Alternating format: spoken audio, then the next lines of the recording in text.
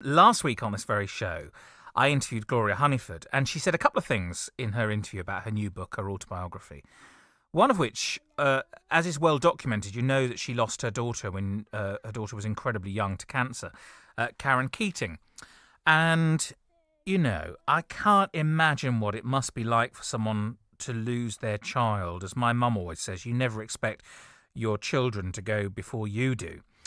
And Gloria, on the day of Karen's funeral, talks and documents in her new book about a white feather, and she said her daughter Karen was into feathers. She loved feathers. She loved white feathers.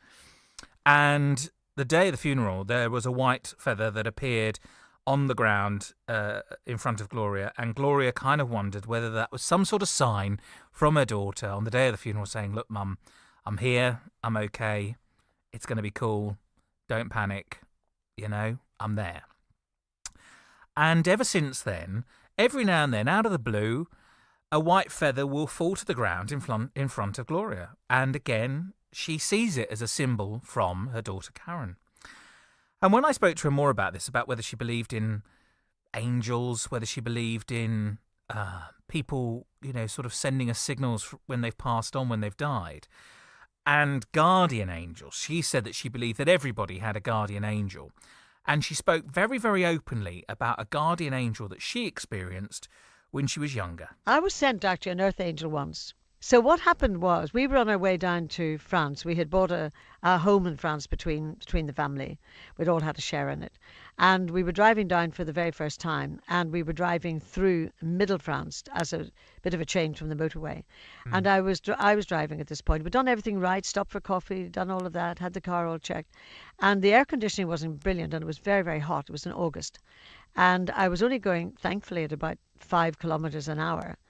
And if you gave me £1 million, I couldn't tell you exactly what happened, but it turns out that I probably had dropped off asleep with the heat, and I'd crossed a road, a busy road with lots of trucks, and had ended up, when I woke up or came to, I had gone into a huge planter, and it was in a pedestrian area where I could have killed women or children or anything. Fortunately, I hadn't.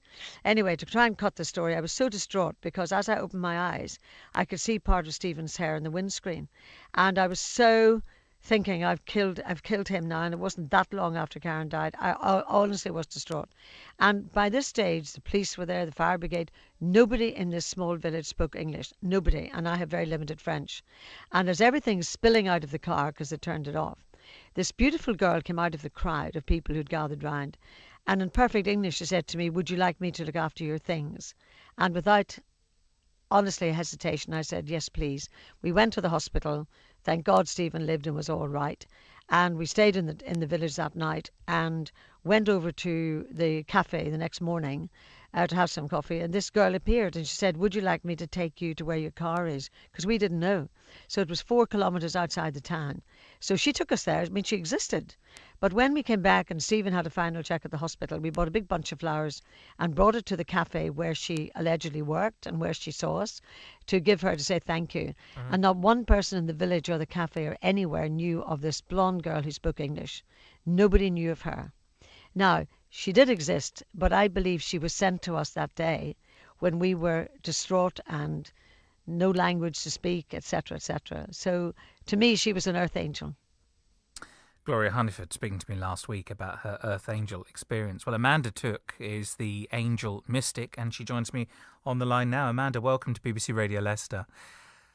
Thank you, Jonathan. Thank you for asking me to come on and talk about my favourite subject. You're welcome. Gloria's story there about how she believes she was sent an earth angel.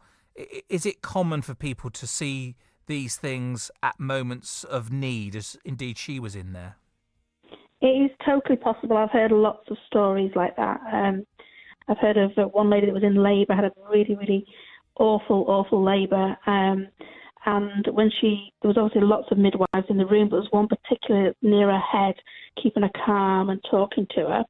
And when it was all over with and the baby was born and everything was okay, she asked where would this midwife gone. Nobody knew where the midwife was. So you didn't know who she was or anything. So yes, you can have huge apparitions, if you like, of angels, but equally more often than not, most people feel, sense and know when they've got an angel with them. We're very lucky if we get to see one, but we can feel them, we can sense them around us. They're giving us signs all the time. Just explain then, I mean, who are these angels, or what are they exactly? Angels are pure love. They are very high vibrational beings. They've not been on the earth plane before. They're very they're connected to source energy, whoever, whatever you believe that to be. So we can all perceive them in so many different ways, but they're essentially pure love. They, if we all work with our angels, we're be in a much nicer world than what we're in. And so, as you say, you very seldom would you actually see one. So, is it? I mean, what? How would you know? So, how? It's right. I'm sitting here now in the middle of a studio. I'm the only person in here. I can see Hayden through the glass. I can talk to you down the line. How would I know whether I got one then? What would I need to channel or work on to think, is there somebody else or something else here? Like I say, it's a feeling, a sense and a knowingness that most people experience with their angels.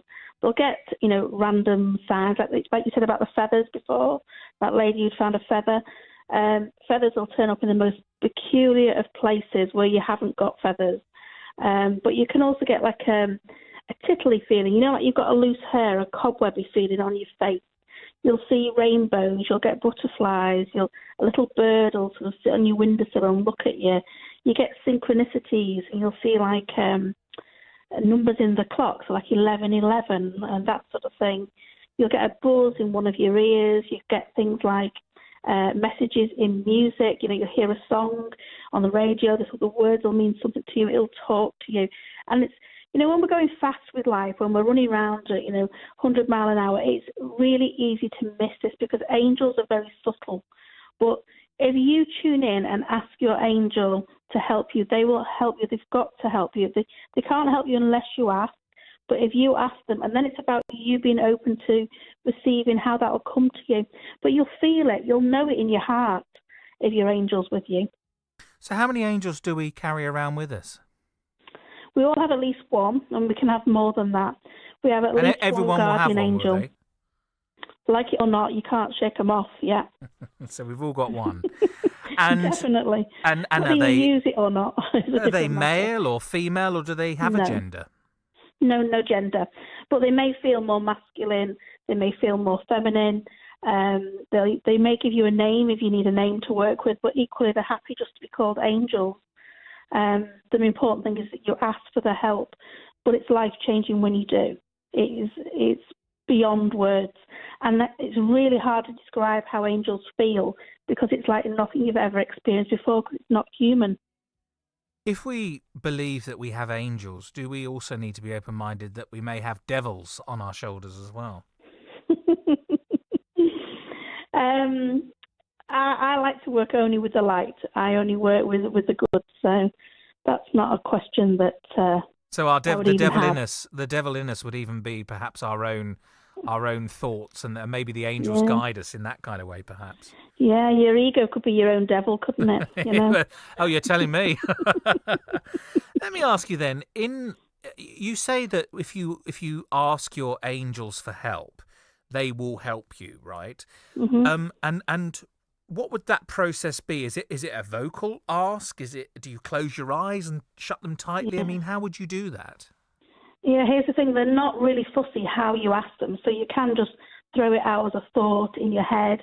You could do it like a prayer. You could write it down. You could say, for goodness sake, angels, find me a parking space. You've just got to ask. They'll respond to everything, will they? They will. They like you to say please and thank you, to be fair. But, I talk quite flippantly to my angels. I say, come on, guys, there's a hand here.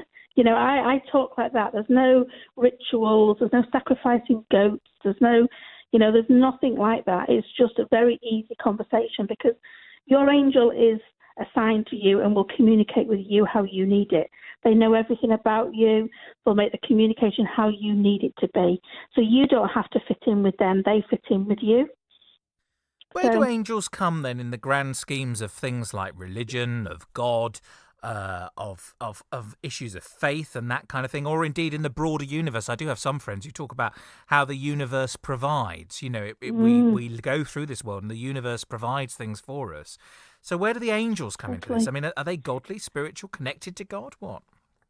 I would say tick to all of those things. Angels are, a part of within the universe. They are.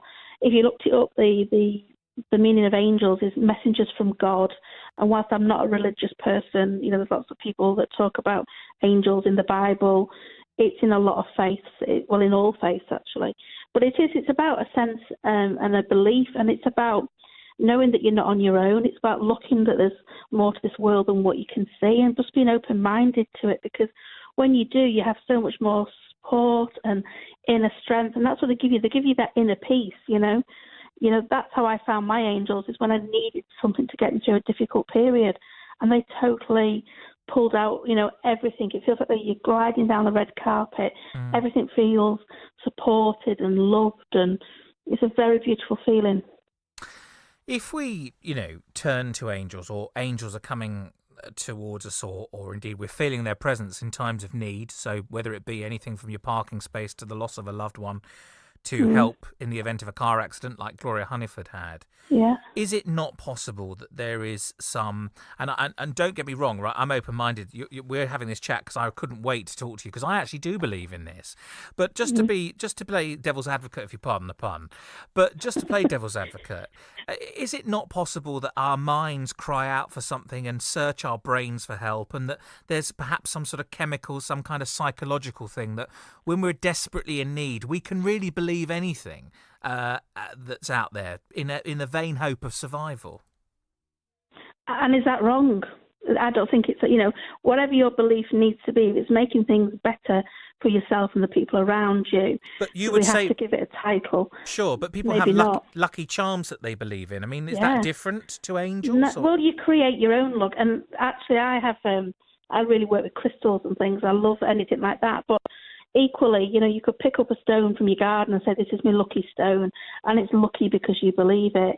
I mean, my things that I specialise in are angels and law of attraction, and the two go so perfectly together, but equally there's a big crossover between the two. Your angels will help you manifest, and manifesting is working with law of attraction. So totally, I don't worry about what people, how they want to dress it up, what they want to call it. If it helps them, it works.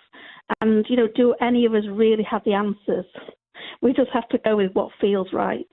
None of us have gone over and come back and said, hey, this is what it's like. But we have beliefs, and we have things that help us cope within this world that we're in right now. And angels are an instrumental part of that? They certainly are for me and a lot of my clients, yeah. Have you ever seen one of your angels? I see angels as light and shadows, sort of like I've seen a shadow outline, if you like. It was on a door in the house I used to live in, but I've also seen them as lights and colours. But I feel and sense and know them more than anything else, and that's what most people do as well. And that's why, you can be sat there with real despair and you're really needing help and you want an apparition of an angel to appear in the middle of your living room or something. It's often not quite like that. It's more often so subtle. So away from the visual and more to do with the emotional then? Definitely, yeah. It's definitely what you feel like, that strength. If you're needing help and you're having a difficult period, ask your angel to give you the strength, and then you'll find you cope with things. And, we hide in our spiritual closet, don't we, so much. We hide in a closet for lots of reasons. One of them is because we don't understand, what's going on for us. We think we're the only one experiencing, like your tweet today about, mental health issues. We think we're the only one with that. But when you start speaking about, I saw a feather and then this happened and I got a parking space when I asked, and you start joining up the dots and you're realising that actually everybody else is doing it too, but no one's speaking about it. Let me read you a couple of texts that's come in. One text and one phone call. This has come in. This is Andy in Elston, who had a guardian angel experience. A few years ago, he went to Scotland to collect a car in Dundee. He was travelling at around 70 miles per hour on a road with a bend. suddenly something said to him to brake, and then coming around the corner on the wrong side of the road was another car. But thankfully there wasn't an accident because he braked and pulled up. He believes it was his late father. Gina has said, "Hi Jonathan, I call on my parking guardian angel regularly, particularly if in a hurry, or have my disabled mum in the car. It rarely lets me down, but if you ask early enough and thank them afterwards, it can happen. Strange but true," says Gina. Now, you couldn't get more totally different beliefs in the reason why you'd want your guardian angel. Gina wants to get a car parking space. Andy genuinely believes his late father was there to help him and protect him. The sort of the naysayers will say, well, hang on a minute, he braked because he just it wasn't an angel, he just had a feeling. Anyone coming up to a bend might have a feeling there's something round there. And, is an angel capable of lifting a car out of a space so that Gina can park? No, probably not. So that would be circumstance or luck, wouldn't it? So, I mean, how do you respond to that? If you don't believe, you won't receive, really. You've got to put your trust and belief into them for them to support and help you. But when you do, things like that start happening every day. It becomes an everyday occurrence. You see magic and miracles happening all the time. I could sit here all afternoon and tell you stories of how I've experienced. Careful, I could listen to them as well. That'd be it. That'd be you and me done till 4 o'clock. That's it, we're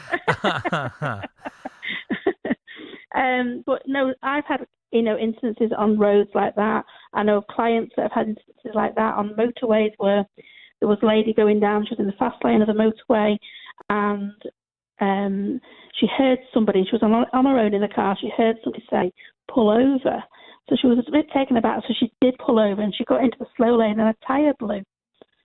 So things like that happen all the time when you start opening yourself up. And I really do wish that everybody would. My mission in my life is spread the word that everybody has got angels, and it just makes everything so much easier when you start connecting. And angels and symbols and messages from people, like in Gloria's case, she truly believed that feather was there because it was her daughter saying to her, don't worry, look, I'm still in the room, I'm still here, I've not gone anywhere, kind of thing. Mm-hmm. It's interesting. I've had that before with not so much silly things that I've been looking for, but like I've had rings. Like I remember once desperately searching for a ring from my late grandfather, and I genuinely thought I'd lost it. I genuinely believed that it had gone, it had been lost, and I teared my bedroom up looking for it. I'd tear the flat apart looking for it, and I was so sad because I've got great memories of my grandfather and loads of pictures. I don't need a ring, but it was the fact that I had that ring, and I cannot tell you, it was nowhere. And I remember sitting on the bed one day thinking about this ring and being so upset and so emotional about it as well, that I just didn't know what to do, and I completely ran out of luck. I'd completely run out of ideas, and I had nothing more. And as I got up off the bed, something fell to the floor, and there it was, his gold ring. And I just thought, oh my goodness, that is just bizarre. That something has, and me and my mum, we're very spiritual. Both. I mean, people think, hang on a minute, he's lost the plot. No, but I think, my personal belief is that if it doesn't hurt anybody, and it doesn't, you're not using it to con anyone, then it doesn't really matter, does it? No, absolutely. And why not give it a go? Because you've got nothing to lose, have you? Then of course, just one other thing here. We got a message from Russ. There's always going to be a Russ in every conversation. I saw a white feather in the lounge last week. I think it came out of one of the cushions, says and Russ. You know what? It will have done. It absolutely will have done, because let's be honest.